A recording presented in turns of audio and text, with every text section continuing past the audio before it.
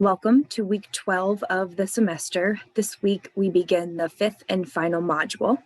We will cover chapters 12, 13, 14, and 15 in the remaining weeks.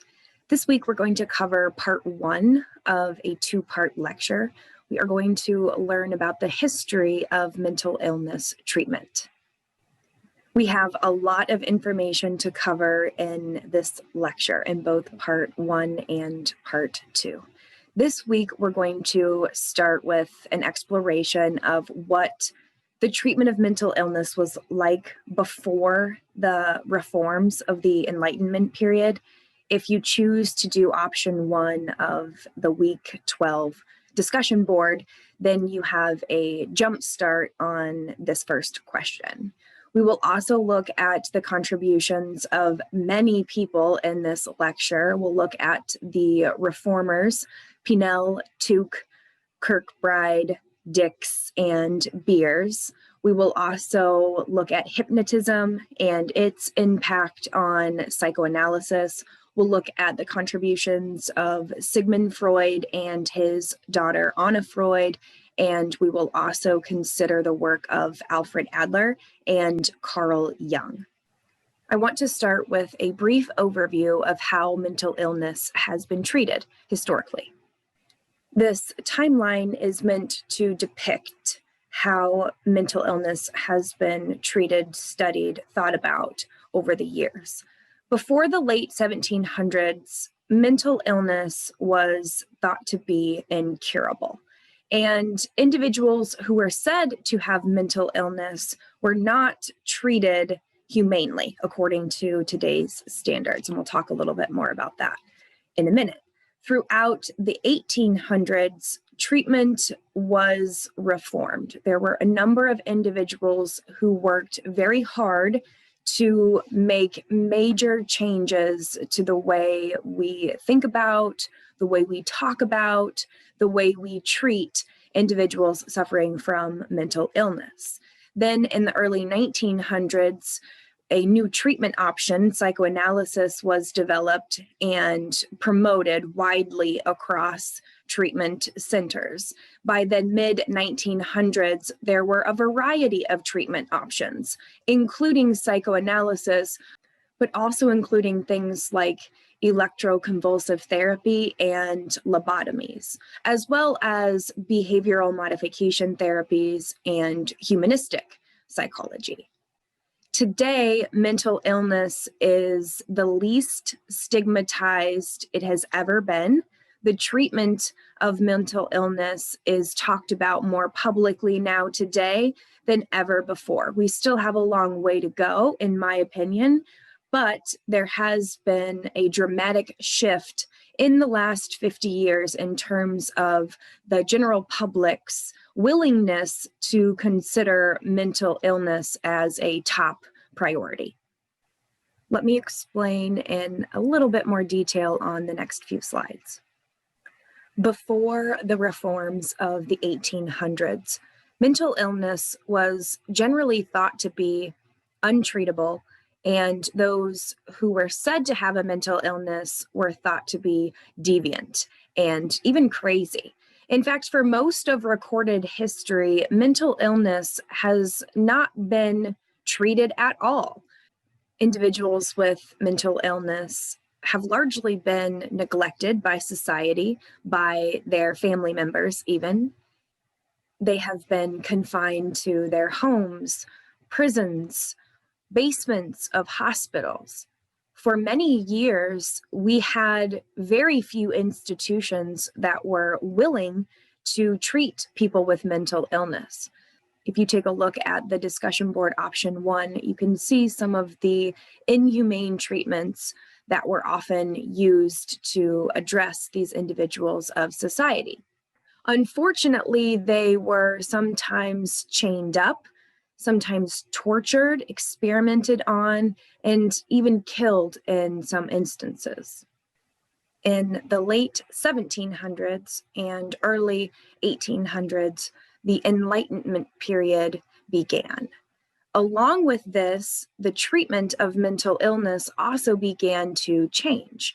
There were several people who made large contributions to these reforms. We're going to talk about a handful of them in this lecture. Philippe Pinel, William Tuke, Thomas Kirkbride, Dorothea Dix, and Clifford Beers. So let's take a look at each one of these individuals briefly and see what they did to make a big enough difference in the treatment of mental illness to find themselves in the history books. We will take a look at the contributions of each one of these individuals in a few minutes.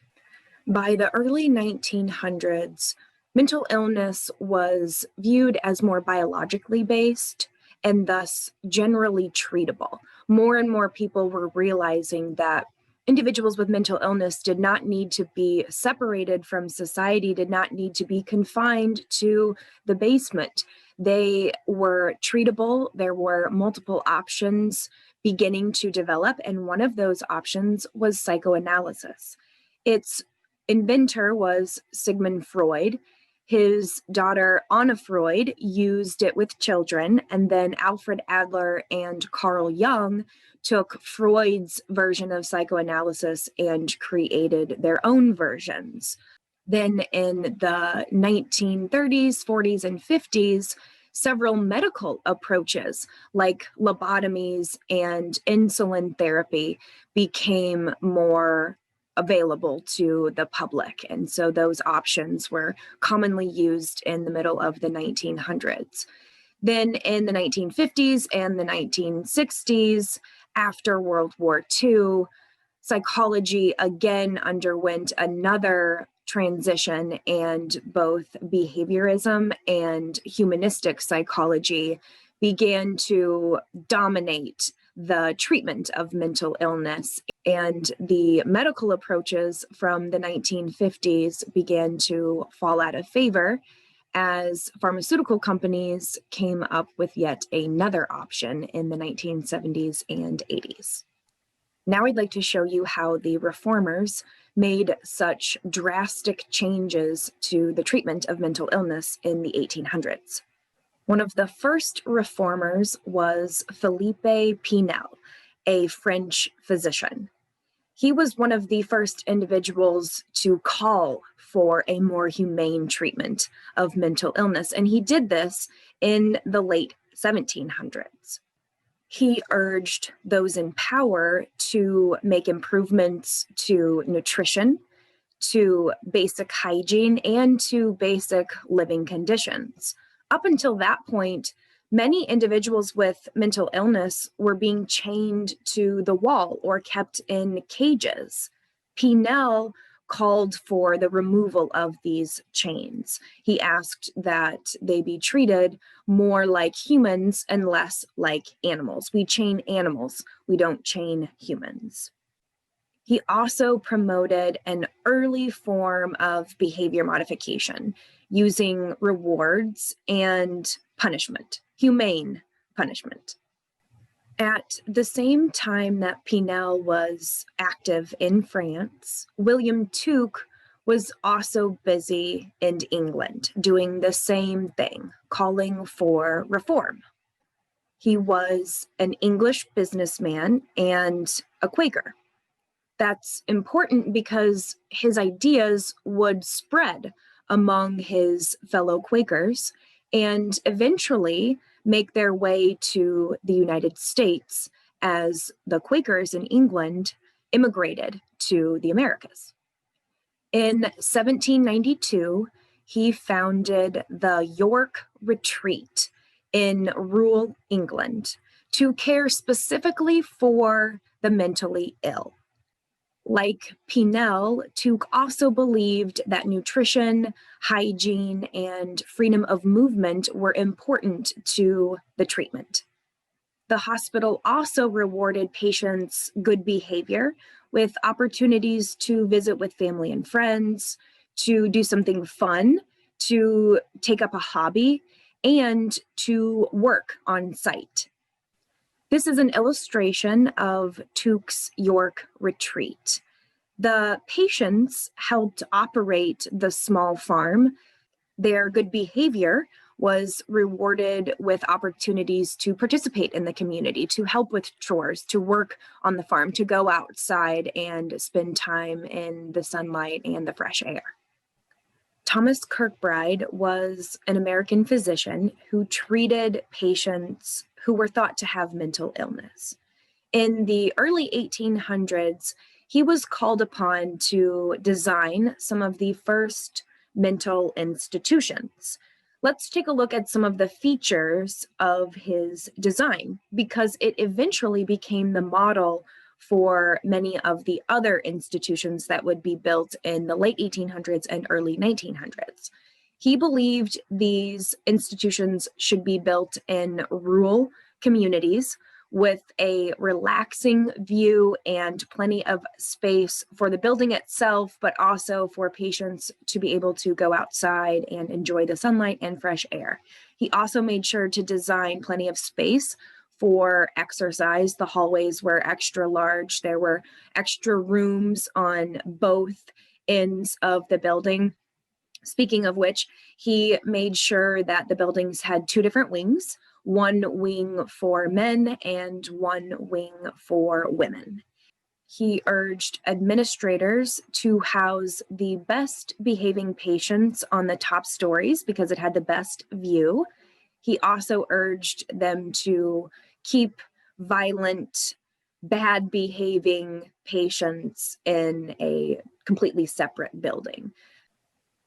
In the image behind me, you can see a picture of the institution in Festus Falls, Minnesota, that is based on Kirkbride's design. It was established in 1907. You can see it has two separate wings, one for men, one for women. It is set in the countryside. There are lots of trees around, plenty of space, plenty of grass to mow as well. In the bottom two pictures on the left, you can see lots of windows, lots of space, lots of areas for relaxation and socialization. In the picture on the right, you can see one of the workrooms where the patients work on small tasks and can earn rewards in exchange for their work and their good behavior. Dorothea Dix was an American educator who is probably the most influential of all the reformers that we'll learn about in this lecture. She was able to get legislation passed and contributed to the building of several institutions in the United States. And this is how she did it. In the mid-1800s, she logged more than 60,000 miles, traveling all around the world, exploring different mental institutions. Her goal was to expose the disgusting, deplorable, inhumane conditions in an effort to urge lawmakers, legislators to do something about it. So she documented what she observed. She documented the treatment of individuals who were said to have mental illness, and she shared that information with her elected officials. She wrote letters to Congress. She wrote letters to the president, and she really just kept pestering them until they did something about it. Of course, she had supporters and she had individuals who were on her side, but she was not going to take no for an answer. Her influence on government was able to release additional funding to the treatment of mental illness, to different institutions, and she was able to acquire additional funding for the building of institutions and for the treatment of mental illness. She was also able to get several reforms passed. And when I say she was able to do it, I understand that the legislators were the ones who actually did it, but she was largely responsible for getting everyone on board, spreading the word. She really pushed for it in true social activist form. At the time of her death, she had contributed to the establishment of 47 institutions designated specifically to treating patients with mental illness. The last reformer that I want to mention is Clifford Beers, and he has an interesting story. He was an American businessman who graduated from Yale University.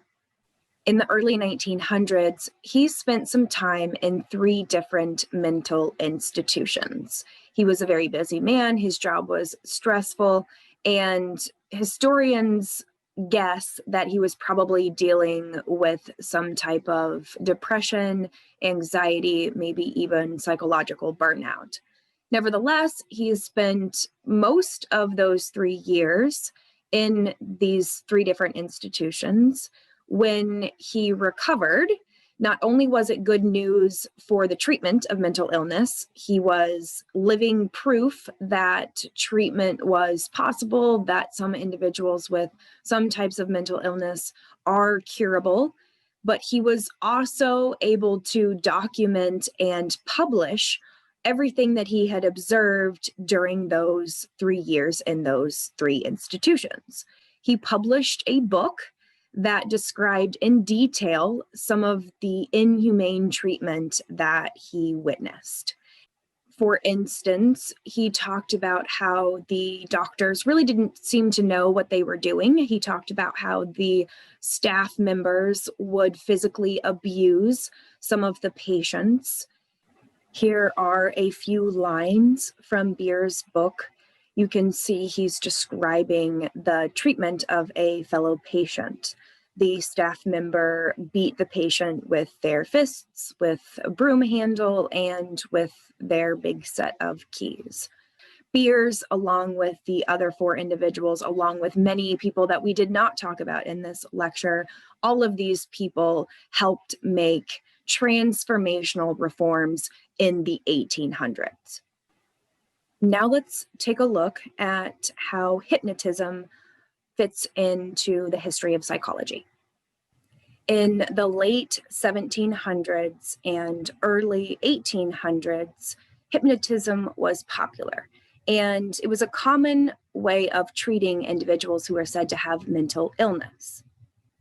From a physiological and a psychological perspective, not only are they not paying attention to the things around them, but they also don't have as much awareness, understanding of other things that are going on inside the environment and also inside themselves. They're really focused in on the voice, the sounds, and relaxing. We also know that the likelihood of responding to suggestion is increased. Some of you may want to know, why does hypnotism sometimes work? Why do sometimes people who undergo hypnosis improve? Why do they sometimes quit a habit that they've been trying to quit? Researchers today believe it has a lot to do with the power of suggestion. Simply telling someone else that you have a goal, simply talking to other people about the things that you want to change about yourself can have an impact on the likelihood that you actually change. Hypnosis is similar in that researchers think it operates based on the power of suggestion. Hypnotism has its roots in several other forms, and they all have a different name. A German doctor, Franz Mesmer, created what he called animal magnetism. He believed that magnets could be used to erase, reduce the symptoms of mental illness. Then in the late 1700s, the name was changed to mesmerism in honor of Franz Mesmer. In 1843, a Scottish physician by the name of James Braid named it neuroptology. And then from neuroptology, we get the word hypnosis. Some of the early proponents of hypnosis went so far as to use it during surgery in an effort to help patients get through the pain. Throughout the early to mid 1800s, hypnotism spread throughout Europe.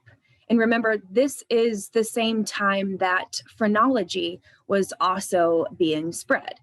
Europeans had a big impact on the spread. They were largely the reason why these ideas spread from country to country. Jean-Martin Charcot was a French neurologist who not only used hypnosis to treat his patients, but he also made attempts to study it from a more systematic perspective. He was also interested in epilepsy and hysteria. Hysteria in the 1800s included a large set of symptoms that were thought to be neurologically based, but with no real evidence of an injury, of any type of infection. For instance, think about someone who has suffered from a traumatic brain injury. They might suffer from fatigue. They might have slurred speech. It might also impact their posture or the way that they walk.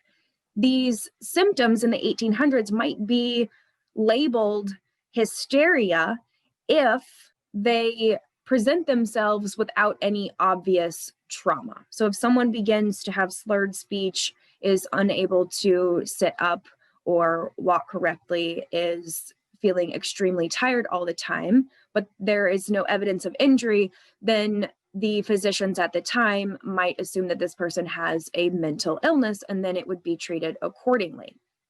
And so what he did was he put his patients under hypnosis and suggested that their symptoms would go away. For some of his patients, those symptoms did in fact go away. So he studied the susceptibility to hypnosis. He noticed that some people were more likely to be hypnotized than others, and he was interested in what factors led to that difference. He would travel around the area delivering these speeches and demonstrations. He would call his patients up on stage and hypnotize them in front of the audience. Josef Breuer was an Austrian doctor who came up with his own version of hypnotism. He used a less suggestive version. He didn't spend as much time telling his patients what they should and shouldn't do, and relied on more talking, more dialogue between he and his patients. In 1885, Freud began to study with Charcot, the other promoter of hypnotism. He picked up on many of his techniques. He was blown away by what he observed and decided to use hypnosis to form his own therapy option. Psychoanalysis was based on hypnosis, based on both Charcot and Breuer's versions of hypnosis. In this next section, I want to give you an overview of Sigmund Freud's biography and some of the contributions that he made to psychology. We don't have time in this lecture to cover everything about Freud, so I tried to pick the things that are most relevant to most of us, but just know there is so much more information out there about Sigmund Freud. Sigmund Freud is the most popular person in the field of psychology. Many people, when we survey them, associate the field with Freud, even though he was technically not a psychologist. He was born in Austria to Jewish parents who were originally from Ukraine. He spent most of his childhood and young adulthood dreaming about becoming a celebrity, rich and famous. He was trained as a physician in Austria and worked as a clinical neurologist after earning his MD in 1881 from the University of Vienna. So after graduation, he spent some time experimenting with different treatment options. His patients clearly had needs, they clearly had symptoms, and he tried different things to relieve those symptoms. Hypnosis was one of his early options, and he also experimented with several different drugs, including cocaine. In fact, in 1884, Freud published a very controversial article about the benefits of cocaine in treating different neurological issues. In the 1880s, Freud had several other physicians in his inner circle. He was friends with an eye surgeon who also used a liquid form of cocaine to operate on the eye. His patients were able to make it through surgery without squirming and crying and screaming like they had before. Clearly, there were benefits that Freud and his colleagues identified. The problem was that they didn't know much about the limitations. They didn't know much about the addictive properties of cocaine. And unfortunately, Freud and several of his colleagues developed addictions to the drug. I have respect for Freud on the one hand for trying different things in order to help his clients. I understand that desire, but it also really just irks me that he would give this drug to so many of his clients, promote it in the field without knowing everything there is to know about it. One of the reasons why the article was so controversial is because it was referenced for years and years and years by other physicians, by other neurologists. So he inadvertently contributed to cocaine addiction in Austria and probably in other areas in the world.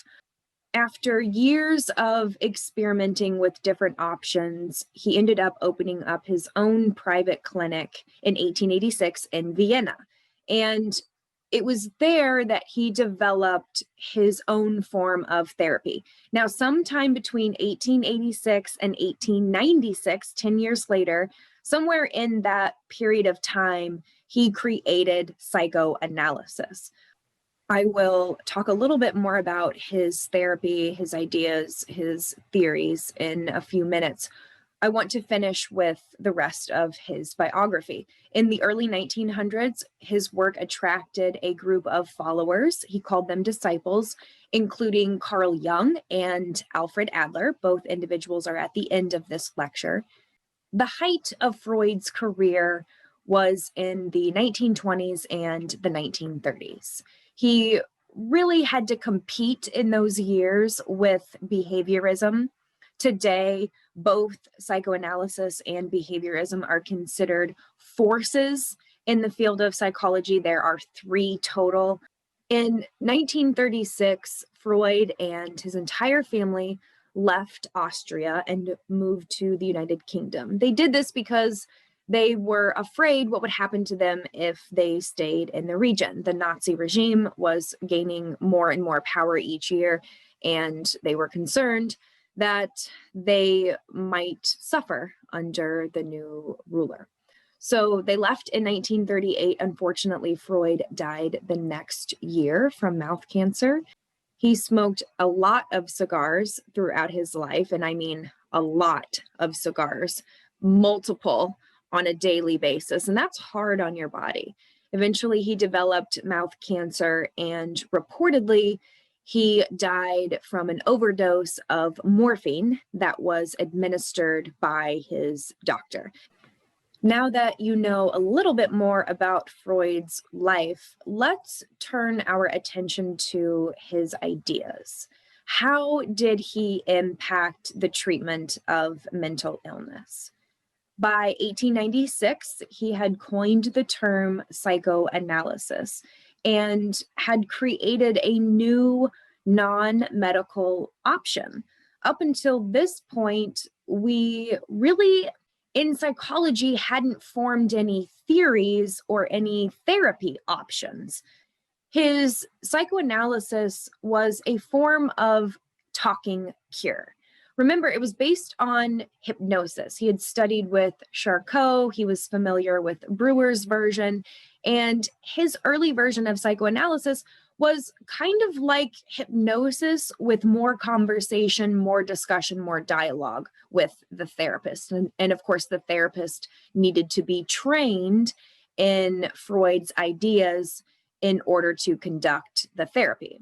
With his treatment option, the goal was to reach the patient's unconscious. According to Freud, the neurological symptoms that he witnessed were not caused by traumatic brain injuries or an infection in some other organ of the body. According to him, these neurological issues without neurologically based causes were the result of unconscious forces. So his treatment was an attempt to address those unconscious forces. When you think about Sigmund Freud, I want you to think about the unconscious.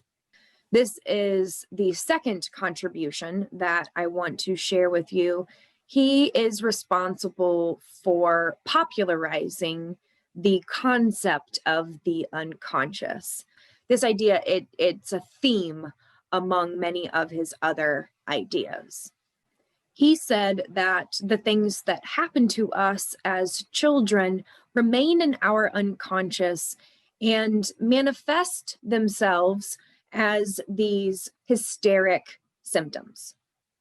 Once Freud developed psychoanalysis and began to have some success, his work was generally accepted and promoted in the field of medicine and in the general public, but not in psychology.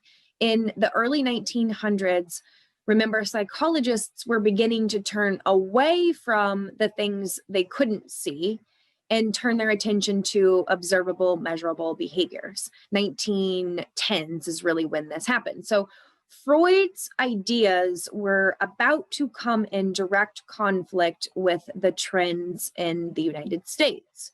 That became the focus of behaviorism and eventually the entire field of psychology. In addition to inventing psychoanalysis and promoting the unconscious, Freud also developed a procedure known as free association. The idea was that his patients were to respond to his prompts with the first thing that came to their mind. No holding back. No matter how embarrassing, no matter how silly, they were instructed to say the first thing that came to their minds. Did his patients lie on couches? Yes, they did. That is one stereotype that is true. In the early days, he asked his patients to lay down on a couch, close their eyes, and not look at him. The idea was for them to relax, just like with hypnosis. So you see a tie-in there from his days with Charcot and his knowledge of Brewer's talking version of hypnosis. He wanted them to relax, but still carry on a conversation with him. Of course, not all patients were able to be so open with Freud. Some of them experienced what he called resistance. They were unable to share what they were truly thinking about. And some of them were also unable or unwilling to access some of those negative early childhood memories. After working with his patients for several decades, he began to formulate his theory about personality development. He believed there were 3 levels of personality: the conscious, the unconscious, and the preconscious. The conscious contains all of the mental processes that we are aware of. You watching and listening to this lecture right now, you are aware of those things happening. Therefore, those processes that allow you to see and hear are part of your conscious. The unconscious, according to Freud, contains the driving power behind all of our behaviors. The unconscious is responsible for dictating how we behave. The preconscious was the bridge between the conscious and the unconscious. It contains memories, perceptions, thoughts that are in the unconscious that we're not aware of, but that can be easily pulled into the conscious. So it's that area right between the two. He likened the three levels of personality and the three structures that go along with those levels to an iceberg. And you see an image of it here. The top level you see is the conscious level, everything that we're aware of on the iceberg. It's the part of the iceberg that sticks up out of the water, the part that you can see. The pre-conscious is the part of the iceberg that when you look at where the iceberg and the water meet, you can see part of the iceberg just below the surface. The preconscious, again, is that bridge between the conscious and the unconscious. And then the unconscious is the part of the iceberg that you can't see, that is below awareness. Let's take a look at these three different structures that Freud identified: the ego, the superego, and the id. Freud believed that human personality is based on the ego, which operates at two levels, the conscious level and the preconscious level. The ego is responsible for balancing the instincts of the id with the moral obligations of the superego. It is the judge between the animal part of us and the perfectionist part of us. The ego also has to try to maintain this balance within reality, right? There are limitations that our environment puts on us. The id is where all of our most animalistic instincts are held. Things like hunger, thirst, the need for sex, the need for sleep. These drives are held in the id, and they are constantly trying to manifest themselves in our behaviors. Your conscience is just what the Disney movies said it was. Your conscience is your set of moral values, your moral guidebook. Just like the id is always trying to get its needs satisfied, you can think about the superego as always trying to make the human do the right thing, be perfect, follow the rules, pay attention to what's going on around you. Imagine you are sitting in the middle of class, face-to-face class. Your id might say, "I'm hungry, I want something right now." Your superego pipes up and says, "Well, hang on a second. You're right in the middle of class. You're right in the middle of an important meeting. You can't have something to eat right now." The ego is in this situation sort of the judge deciding who's going to get what. And the ego might decide in the end, okay, we're going to get something to eat after this next section of the lecture is finished. We'll sneak out, go to the vending machines, get something to eat and come back. Or the ego might decide, no, you can't have the food right now. When class is over, I will feed you. Now, Freud recognized that this decision is not conscious. We're not thinking all of these things. I mean, sometimes we do when we're sitting in class and we're hungry, but for the most part, the decisions you make every day, you just make them. You don't sit there and think about, what is the id saying and what is the superego saying? That's not how it works. Freud recognized this. He knew this was an unconscious process, but he was trying to explain how behavior and how personality works. Often when people talk about ego today, it has a negative connotation. When Freud and the other psychoanalysts talked about ego, they didn't necessarily think about it in negative terms. It was neither negative or positive. It was this facilitator of mental processes. The ego is the balancer, it's the judge, it's the facilitator. It's neither good or bad. According to Freud, the ego is constantly having to find a balance between the id and the superego. These demands can lead to anxiety, which can lead to tension, which can lead to motivation. According to Freud, we behave the way that we do in order to reduce this tension. Your reason for doing the things that you do is related to the tension and the anxiety that results from your ego competing with your id and your superego all day long. The ego copes with this anxiety using what he called defense mechanisms. Defense mechanisms are our responses to the anxiety, the tension that we're experiencing in real life. The problem with these defense mechanisms is that they distort reality. All of them have that same thing in common. Defense mechanisms allow us to see reality in a way that makes us feel warm and fuzzy inside. That's the purpose of a defense mechanism, to defend the human against all the stuff happening in their environment, the anxiety, the tension. Too much distortion, of course, can be a problem. To some degree, we all use defense mechanisms, and Freud recognized that. He knew that. We all use these mechanisms, but if we rely on them too much, then these symptoms result, and psychoanalysis can be used to treat those symptoms. Again, all of this is according to Freud.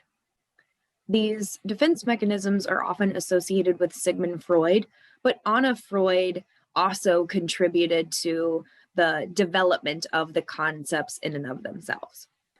Let's take a look at some of these defense mechanisms with a few examples.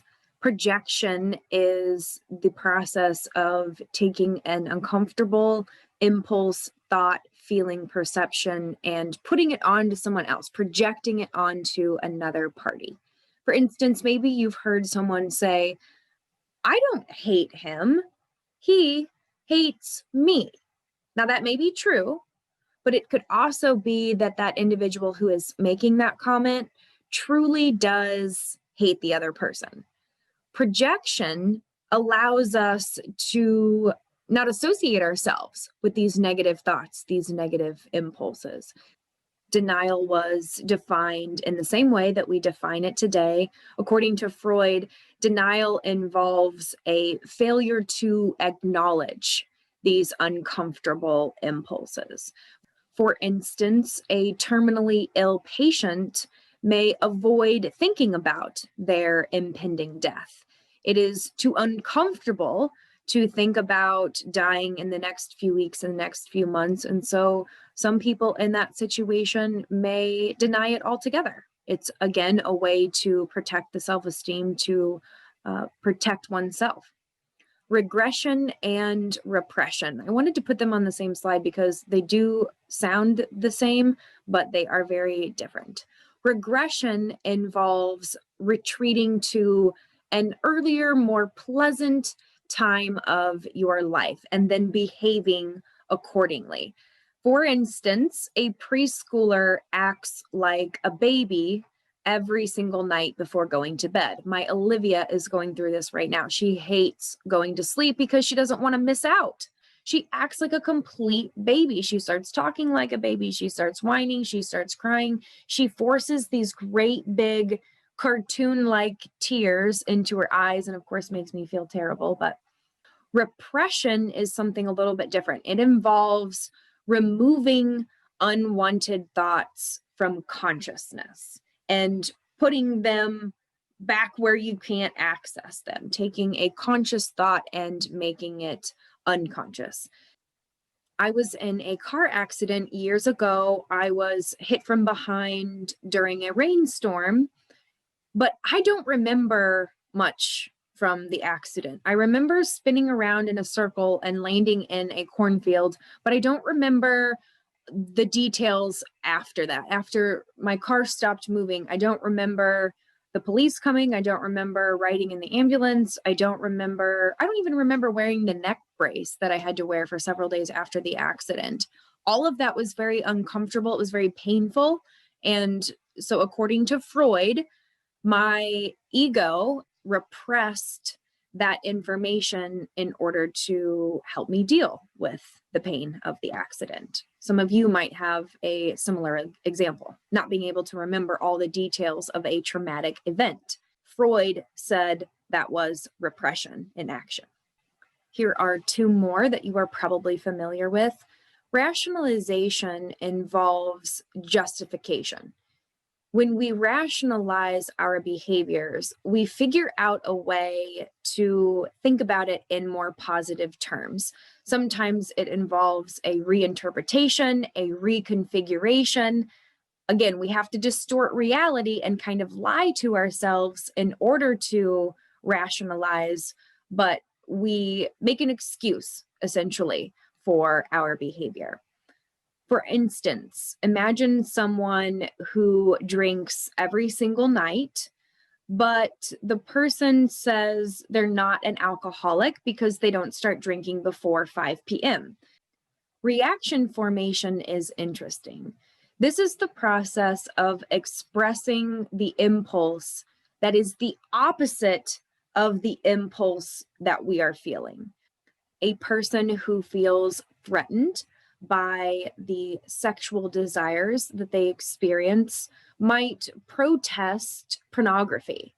They experience sexual desires, but instead of expressing them, they switch gears and express the opposite of that impulse. Reaction formation involves the opposite reaction.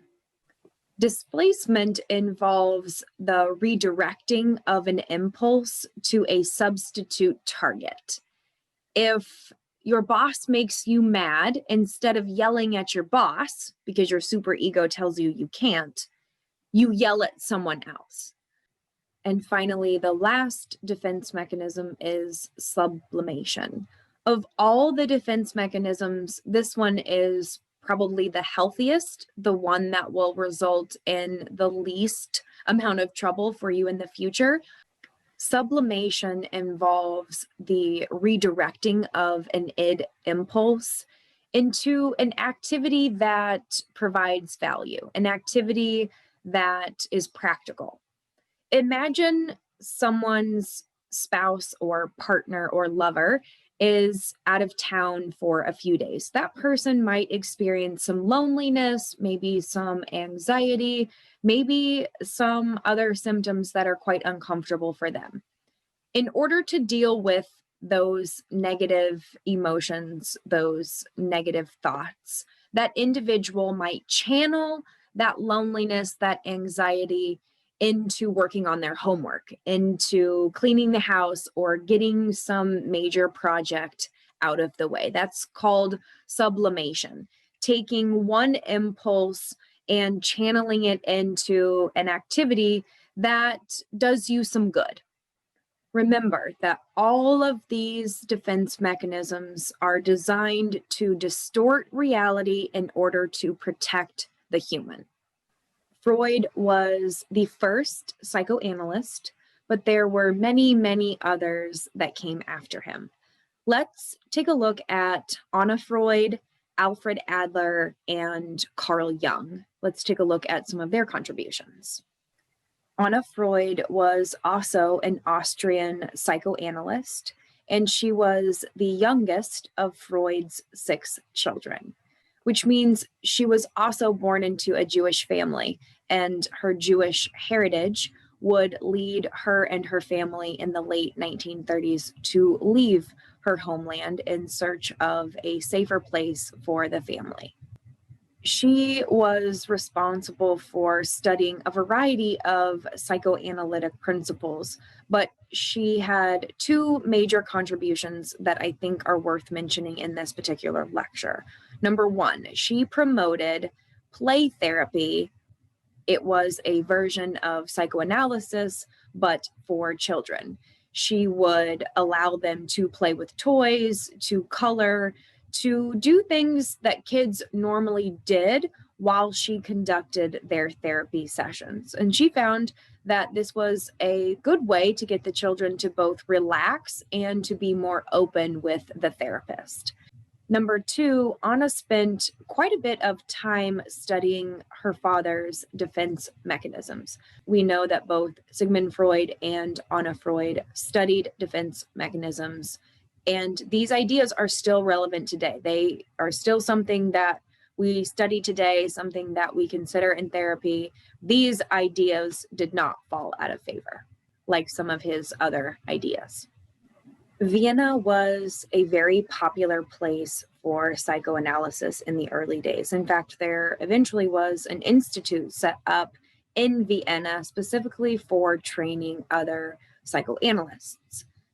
Alfred Adler was also an Austrian physician. He earned his MD in 1895 from the University of Vienna, the same place that Sigmund Freud went to school. In 1907, he began corresponding with Freud. They got along really well, shared a passion for mental illness treatment. Again, Freud referred to it as hysteria or psychoanalysis, but they both had an interest in helping their patients get better. However, in 1911, because Adler did not agree with every single thing that Freud said, for instance, Alfred didn't put as much emphasis on the sexual nature of personality development. Freud didn't like that, was fed up with Adler, and kicked him out of the group. After Freud kicked Adler out of his group, Adler began to formulate his own theory. He called it individual psychology and began to publish his ideas in the 1910s. He emphasized the importance of free will in personality development. He believed that people have more control over their behaviors than Freud had proposed. So he looked at things like our goals for the future, what we want out of our lives. According to Adler, those goals have an impact on not only our personality, our stable behaviors over time, but also on behaviors in any given moment.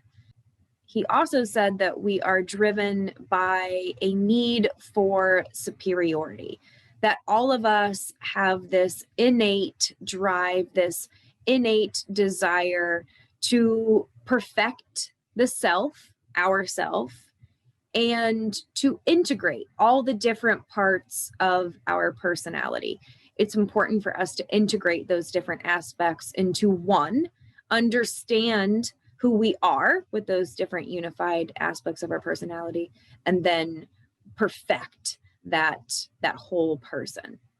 According to Adler, when we are born, we develop what he called social interest, the innate potential to be able to work with other people to meet our goals. We're all born with a desire or a willingness to work with other people in order to reach our goals because we can't reach them on our own.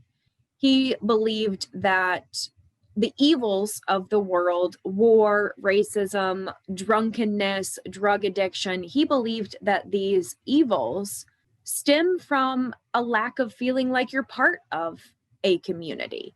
So in infancy, this desire to work with others shapes our behavior later on in life to the point where if we don't work with other people, if we don't make social connections, then we are at a higher risk of behaving in inappropriate ways.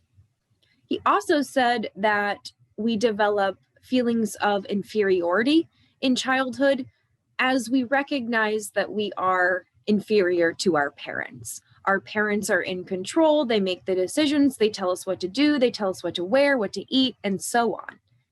As a result, we feel inferior not only to our parents, but sometimes it can carry over in our relationships with other people. In order to overcome these feelings of inferiority, we have to compensate. If we can't compensate, we develop an inferiority complex. If we compensate too much, we develop a superiority complex. An inferiority complex involves low self-esteem, feelings of hopelessness and helplessness, and difficulty coping with the stress of life. People who have an inferiority complex feel really small all day long, every single day, and they find it extremely difficult to deal with the demands of life and to develop relationships, much needed relationships with other people. A superiority complex results when we spend too much time or invest too much energy in compensation.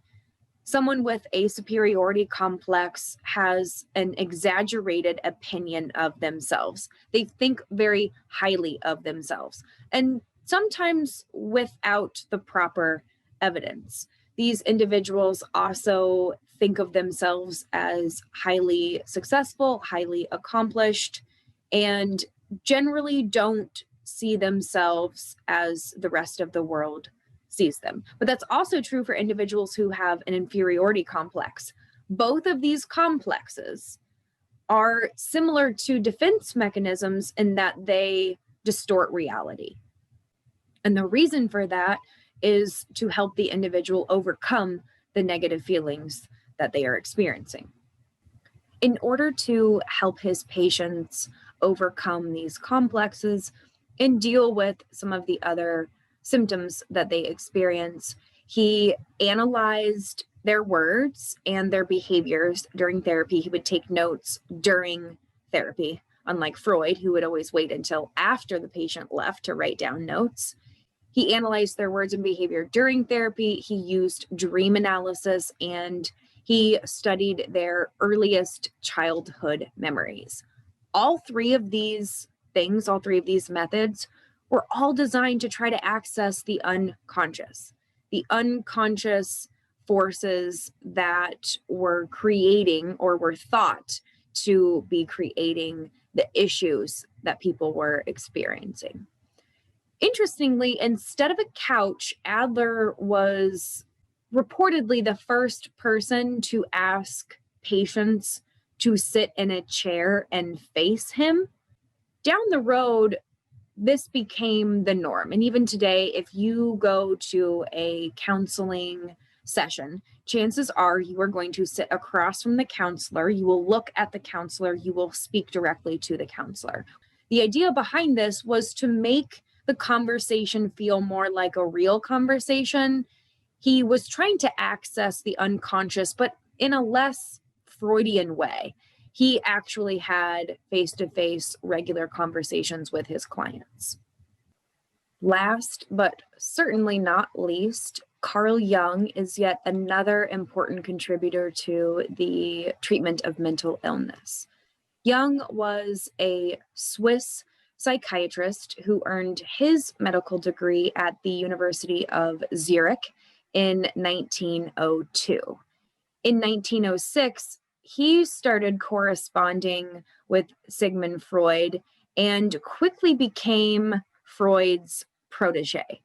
For many years, Freud thought about Carl as his spiritual son, his spiritual heir. Freud had planned on shaping Jung into a super psychoanalyst and having him carry on Freud's legacy. However, Jung did not share the same ideas. He had his own ideas about what might be causing the symptoms that Freud and he noticed in their own patients. Jung ended up getting kicked out of Freud's special group in 1913. And as soon as he got kicked out of the group, he started working on his own ideas. When we talk about this relationship between Freud and Jung, I think it's very important to show this picture. It's an iconic photo. On the left is Sigmund Freud, and on the right is Carl Jung. Between 1906 and 1913, these two spent a lot of time together. They were inseparable. They slowly began to drift apart, but Freud did not realize how much Jung disagreed with him until just about the time they split. So for Freud, it was a big shock. For Jung, he sort of knew for many years that this partnership was probably not going to last. In the middle is G. Stanley Hall. This photo was taken during the one and only trip that Freud made to the United States in 1909 at Clark University. And I can only imagine what Freud is thinking at this moment, because we know from his notes that this meeting was a big deal to him. Coming to the United States in 1909 made him feel like a hotshot. He thought that his ideas were finally going to make him rich and famous. This is the only time he came to the United States. He never returned.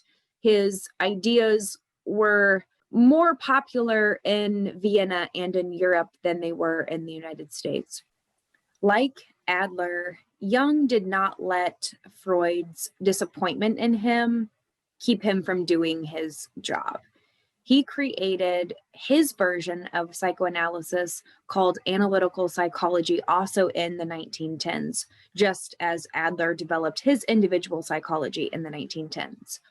According to Jung, the psyche, his word for personality, has three different parts: the ego, the personal unconscious, and the collective unconscious. The ego is concerned with perceiving, thinking, feeling, experiencing the world. It is in charge of all of the mental processes that allow us to live our lives. The personal unconscious and the collective unconscious are below awareness, just as you would imagine the unconscious would be. Some people's egos are oriented toward other people, the outside world, the external world. These individuals tend to be more open, more sociable, more assertive in social situations. He said these individuals have extroversion. On the flip side, introverts tend to orient toward themselves, toward the inner world. And they also tend to be more shy and withdrawn.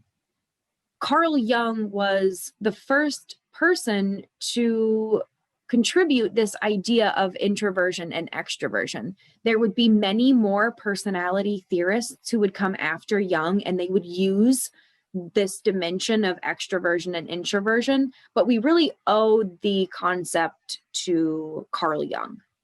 The personal unconscious is where all of our trivial or disturbing memories are held. And this information, while it's not in our awareness, it can be easily accessed and brought into awareness. So little effort is required to access the personal unconscious. Large numbers of experiences, say you're somebody who experiences the same weather throughout your entire life. You live in the same region of the United States and you experience the same weather over and over again. According to Jung, experiencing the same thing over and over again can lead to a complex, but it doesn't have the same negative connotation that it did with Adler's theory. According to Jung, a complex is simply a collection of emotions, memories, perceptions, thoughts that are all organized around a common theme. One of Carl Jung's most controversial ideas was his concept of the collective unconscious. According to him, this is the part of our personality where universal experiences and knowledge from our ancestors is held. He believed that everyone is born with information about how to be a human. And this information comes from our ancestors. Generations and generations of reproduction have allowed these ideas to be transferred from thousands of years ago to today.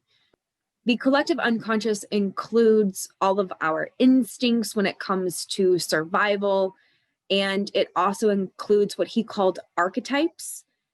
These are the pre-existing images, the pre-existing mental models that we have of different roles in life. And so at the bottom of the screen, you see some examples of his archetypes. He had quite a few. He believed we all had an archetype for birth, and we all have an archetype for death. He suggested that we also have an archetype for the earth, for wind, fire, water, and this information is innate. We don't necessarily have to learn it in order to understand it. And so if someone was raised in isolation and had no contact with any other humans, they would still have this information in their collective unconscious because it comes from our ancestors and is passed down from generation to generation. Jung believed that mentally healthy individuals are able to regulate and adapt their different parts of their personalities.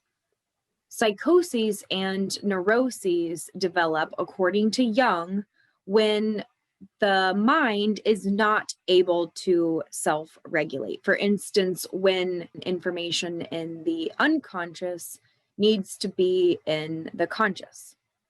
In order to treat the symptoms that result, he believed, once again, like Freud and Adler, that we needed to tap into the unconscious, that we needed to bring information from the unconscious into the conscious in order to maintain a balance between the two. He also used dream analysis like the other two. Carl attempted to collect a little bit more information about people, not just childhood memories, but also memories from adolescence, from adulthood, recent memories. He tried to sort of write a biography about his clients in order to better understand exactly what they were going through. And Jung developed his own method called the word association task in order to try to tap into the unconscious. On the last slide of this lecture, I just want to briefly describe Carl Jung's word association task. He would say a single word like blue, lamp, bread, and record the first word that his patients said. Jung's word association task was similar to Freud's free association, except Jung used just one word and asked his patients to respond with just one word. He took notes in the sessions. He timed the amount of time that people took to respond. He paid attention to their physiological responses, their heart rate, sweating, blinking, things like that. The longer the reaction time, the more physiological arousal, the more important that particular word was to that patient. When he was able to identify these important words, it helped him decide what to talk about, what part of the personality, what part of the person's life is causing the issues. The table you see here on the slide was made by Carl Jung. I found it in one of his articles. You can see his stimulus words in the leftmost column, the reaction time, the amount of time it took for the client to respond, and then you can see the actual reaction, what they said.